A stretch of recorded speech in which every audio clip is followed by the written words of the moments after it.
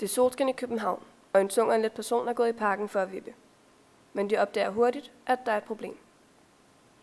Den tunge person sidder hele tiden på jorden, mens den lette person aldrig rører jorden. Det er der ikke meget vipning over.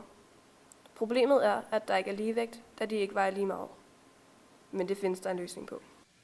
Vi har skitseret problemet her.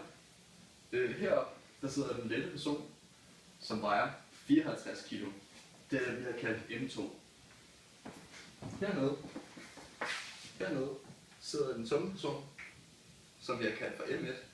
Og M1, den vejer 73 kilo. Vippen her er 10 meter lang. Det vi er interesseret i, det er, at vippen kommer til at stå helt lige. Og det opnår vi, når vi opnår momentlig vægt.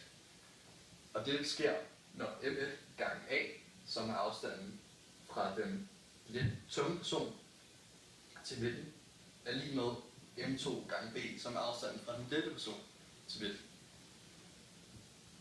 Og vi kan ikke ændre på M1 og M2, fordi de er konstante. Så det giver heller ikke rigtig mening at ændre på B, fordi så skulle den være længere. Så derfor vælger vi at ændre på A i stedet for. Så den eneste ubekendte her er altså A.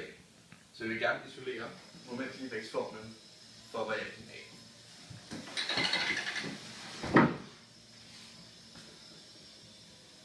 Så vi siger, at for at A skal isoleres, så skal vi sådan set bare dividere med den net på begge sider af ligningen. Så der kommer til at stå A er lige med M2 gange B divideret med M1. Og M2 gange B, som er 54 kilo gange 5 meter, er lige med 270. Og så skal vi så dividere det med M1, som vil være den tunge persons masse.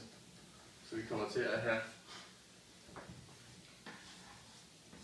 A er lige med 270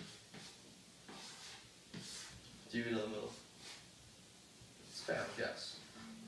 Og det kommer så til at være lige med 3,7 meter.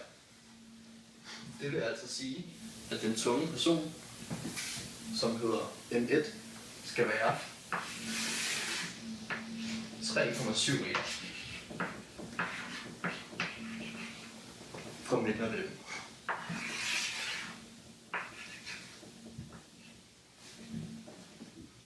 Så nu når den tunge person sidder 3,7 meter fra midten, og den lette person sidder 5 meter fra midten, så har vi altså opnået momentlig vægt.